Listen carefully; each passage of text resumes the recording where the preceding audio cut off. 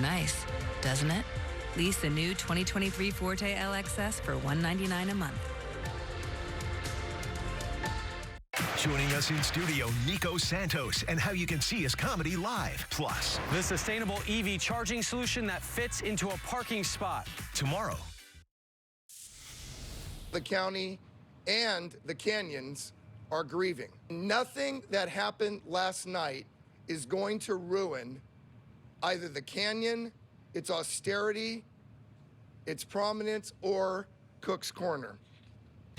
Now at 5, a community standing strong amid unimaginable horror. What we're learning tonight about what unfolded during a mass shooting inside an Orange County bar.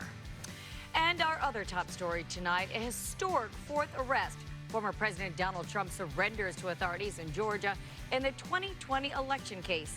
The Ktla 5 News at 5 starts right now.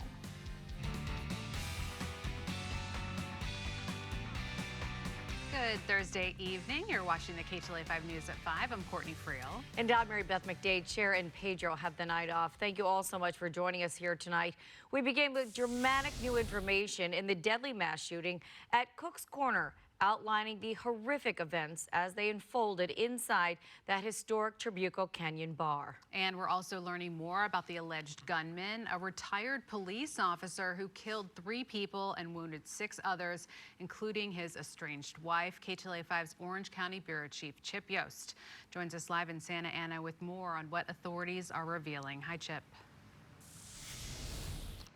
Yeah, hey there, Courtney and Mary Beth. We're here at Sheriff's headquarters where they had a news conference a little earlier attended by Sheriff Don Barnes and Orange County District Attorney Todd Spitzer. And as you mentioned, we have learned a lot more about what happened at Cook's Corner last night. One thing both men talked about was the man they say was the shooter. Take a look at this picture. This is a picture of John Snowling, a retired police officer from the city of Ventura. He was a sergeant with the city of Ventura Police Department, now retired, living in Ohio, but also has a home in Camarillo. And there's some video you're going to see of a search of that home. Earlier today, the sheriff confirmed they did search a home in Camarillo looking for evidence regarding what happened at Cook's Corner last night. He wouldn't reveal what they found there, but we do know more about what he brought with him to Cook's Corner last night around 7 p.m. Let's take a look at some day video taken today. The crime scene still active at Cook's Corner in Trabuco Canyon. That's where Snowling went with the guns, according to investigators, went with multiple guns.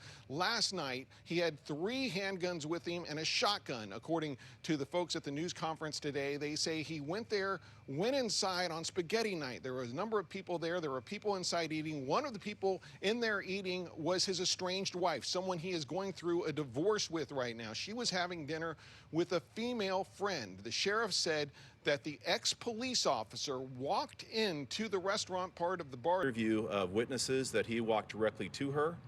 There was not a discussion, a dialogue, or an argument. He immediately fired upon her, striking her once. He immediately fired upon her, the lady who was joining her for dinner that night, striking her at least once, who later succumbed to her injuries when she exited the establishment onto the roadway.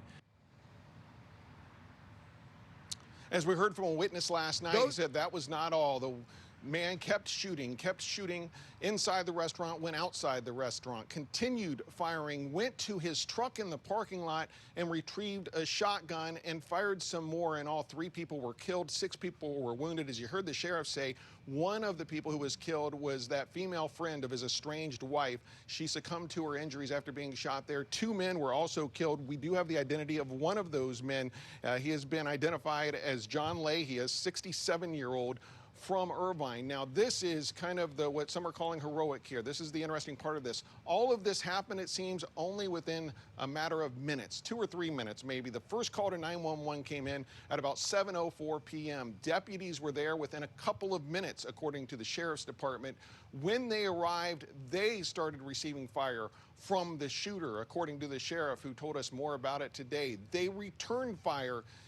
The shooter was killed, declared dead on site. Todd Spitzer, who's the Orange County District Attorney, he investigates shootings by sheriff's deputies in Orange County. He says his people are investigating this case. However, it does not look like those deputies will be facing any charges. As Spitzer says, what he's learned so far is that the deputies' actions were heroic.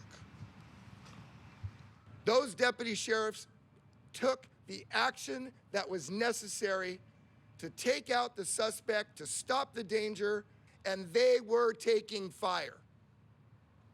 And they didn't back down, and they did what they were trained to do, and for goodness sakes and for God's sakes, I am so grateful and thankful. In all, he says 7 deputies fired back at that shooter last night when this happened. For now, reporting live here in Santa Ana, I'm Chip Yost, KTLA 5 News. Oh, Chip, it's just such a heartbreaking story. Thank you for that report. And stay with KTLA for the latest on the mass shooting in Trabuco.